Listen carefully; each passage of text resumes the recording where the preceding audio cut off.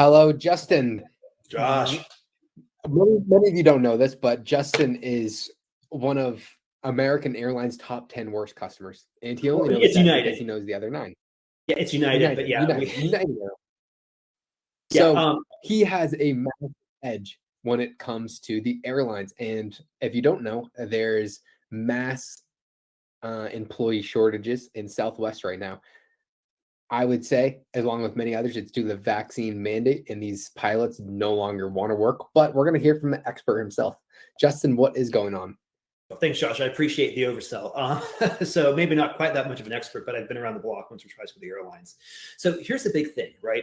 Southwest is having issues maintaining their schedule, and it's rumored to be that it's a labor shortage. The labor shortage, one explanation that I've heard, which rings true, although I have not personally verified it myself, but I find it an interesting thought abstraction, is that pilots, and particularly pilots, and we'll circle back to why pilots are important here in just a second, are opting to basically deal with the inevitable termination of their employment, then deal with what I personally would argue would be an incredible amount of overreach in the current, shall we say, medical issue that we're having on a worldwide basis right now.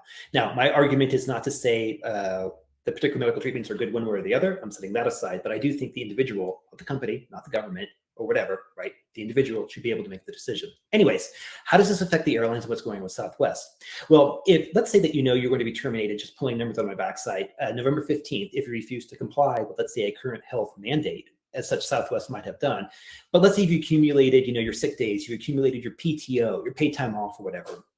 What you would want to do is that you definitely want to burn it off before you are terminated from your job. As if you are terminated, there's a chance you might not get paid out for your time off or your sick days. So what you do, you take it in advance of being fired, not after being fired. The problem with airlines is this, is that they are incredibly lean to run on. There's virtually no margin in the airline business. And so when it comes to surplus slack for employees, it's not like the airline has a bunch of pilots, flight attendants, gate workers, or whatever, right? Just laying around, to pick up the slack.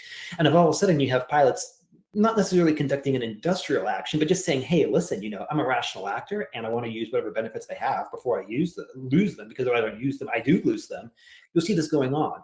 And what's more, if you only have, let's say, like a 10% slack labor-wise in the system, and if you have, let's say, 20 to 25% of your pilot base basically saying, listen, we're going to, kind of sick out, just because we want to, use this before we can't use it anymore, you've got a problem. And Josh, it kind of starts in the morning. You see it cascade throughout the day. I think I sent you some screen caps earlier today where you see the total amount of delayed flights in Southwest. And the last bit that I saw circa about 6 p.m. Central was I think we're running at a 32%, or their delay rate was more than 32%. So I'm just going to backtrack there. 32% of all Southwest Airlines flights have been delayed or canceled. Is that correct? Yeah. And here's the problem too, is that when an airline sets up, let's say you're a pilot or a flight attendant or whatever, right? You'll bid on a particular trip. And so some of them might just be a day trip. I don't know, let's say you're based out of Orlando, you fly to LA, then you fly back to Orlando. That's relatively simple. But oftentimes they're interwound into multi-day schedules. So you might be on a 2 or 3 or 4 day trip. I don't know if Southwest does this, but other guys do. So the point is that if someone calls out sick, it's not just finding one pilot to replace that flight, but that pilot is going to fly multiple flights throughout the system. So you actually have these levels of complexity that are tiered into the thing. And what's more, if you can't necessarily source a pilot to fly, this or this pilot calls out sick, it's not just, one flight, that's delayed. It's everything down the line that's impacted. And then when you factor that into, let's say, with your flight attendant base, and perhaps maybe planes have to go into maintenance. So the computer might say, listen, we're going to build a schedule so that, this particular aircraft is at this particular maintenance base at this particular time to do this particular check. And if a pilot's not able to fly and the flight cancels, well, then all of a sudden, in addition to the labor issue and the customer issue, you now have an aircraft issue, because the aircraft might not be okay to fly per regulation until, such a check is done. And the company assumed to be in that spot. Let's circle back to why pilots are so important. Airlines can replace frontline staff relatively easily. Now, granted, they still have to go through training, and yes, there's going to be some rough edges, but the point is that it can be done. It's painful for everyone involved and the customers, but it can be done. With one exception, and that's the pilots, because even if an airline were to hire, let's back up. Let's say Southwest, needs to hire, again, pulling them from my backside, 1,000 pilots, to fill the labor shortage. And let's say that, American Air, or backup, let's say there's some regional carrier like a United Express, an American Eagle, or whatever, right? That basically had where these people want to jump from the express carriers to the mainline carriers. So the point is you have 1,000 qualified pilots who know their stuff. They have plenty of time. They know how to fly a plane. These guys are solid or whatever, right? And essentially they can walk onto the new job like that and start flying. The FAA has regulations that actually prohibit that. And this is where I get a little shaky, but here's the concept. Even if you have an experienced pilot going from one carrier to another carrier, there's still like a 90-day, give or take, if my memory serves me, cooling off period where the FAA says, listen, before you actually, that is the pilot goes to a new carrier, can actually start flying a plane. And even though we are completely confident you know how to fly the plane, we also know that each airline does their cockpit operations just a little bit differently. And so you have to have like this 90-day like break-in period in order before we actually like put you behind it. Even if, let's say, a new class of pilots just came in to flood the market to fly all the planes, they wouldn't even be eligible to fly the planes for at least 90 days because they have to watch other. When you go between company to company, there's inertia. And the other thing too is that what people don't realize is that actually maybe starting about, it got really bad. Maybe right in 2019 is when you started to start really flaring up. There's actually a pilot shortage right now. And so here's the way airlines work. Typically, this is how it used to work. People were trained in the military. Okay, so a lot of the old guys, or I shouldn't say old, a lot of the senior pilots, who are flying the wide bodies, with 30 years of seniority with the airline, in their late 50s, early 60s. Well, they came out of the military. And so you would use the military to get your training, and then maybe in your 30s, you transition over to the airlines, when you retire from that or whatever. And so that was the pipeline. In the 80s, 90s, and then in the after 9/11, the airlines hit some hard times. The airlines are always in hard time. But the point is that the pipeline got a little dry.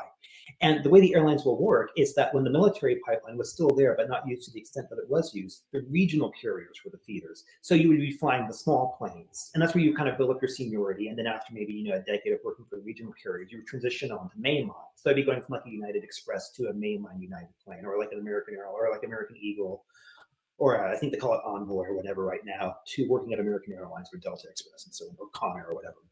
So you had these feeders that would actually transition people from like, kind of like, junior pilots to, medium level pilots to senior pilots, whatever, right?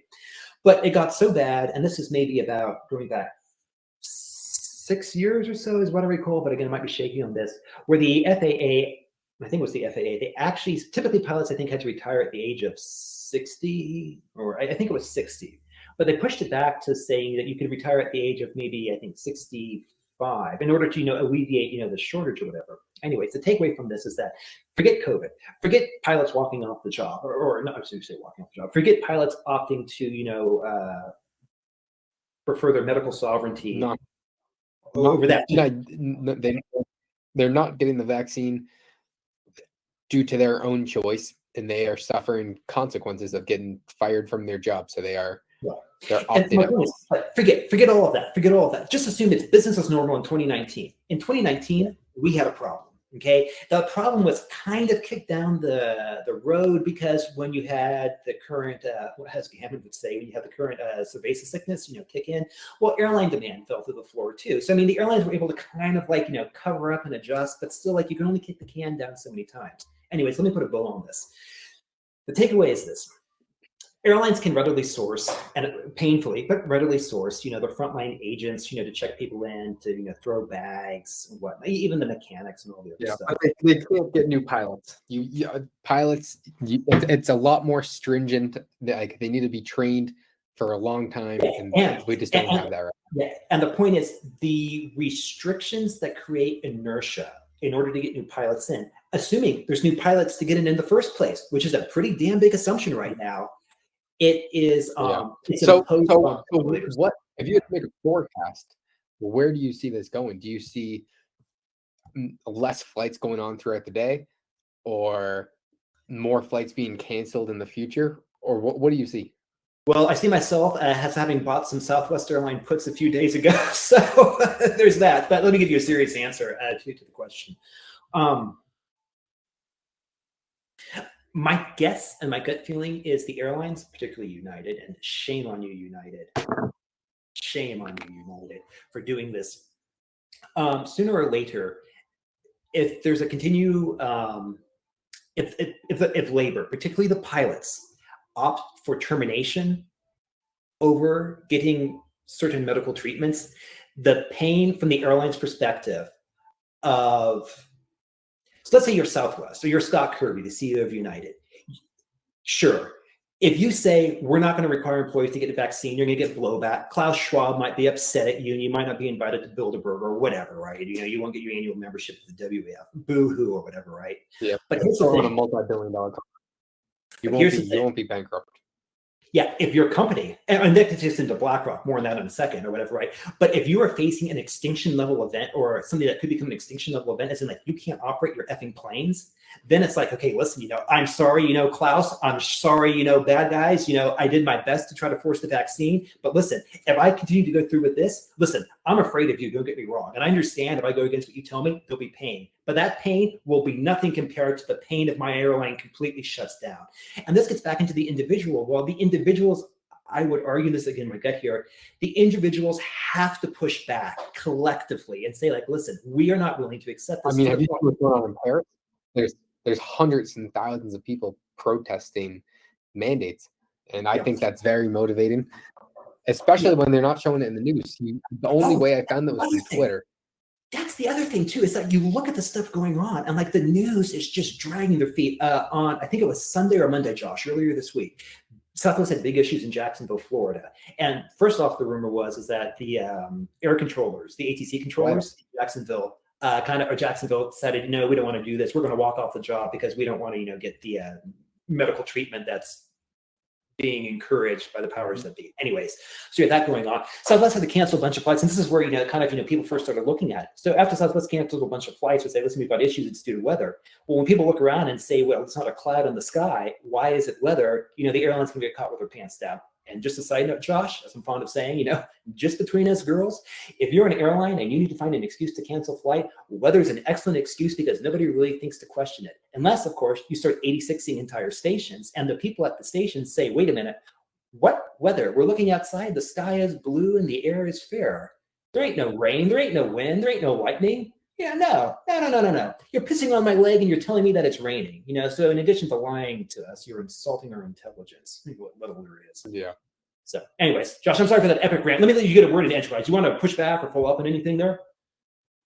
No, I mean, you're the actual expert here. And I think that's definitely shedding some light. So we already had supply chain disruptions with the pilots. So I just want to know, where are we looking in the future? Do you think that less flights will be flying in the future, or how is this issue resolved? Is it only if these airlines push back against the mandate and then the pilots come back, or is there a way out of this with the current mandates? Don't know, but what I would say is channel back to one of the points I think Gammon says repeatedly that I think we have to keep in mind, right? You've got supply and you've got demand.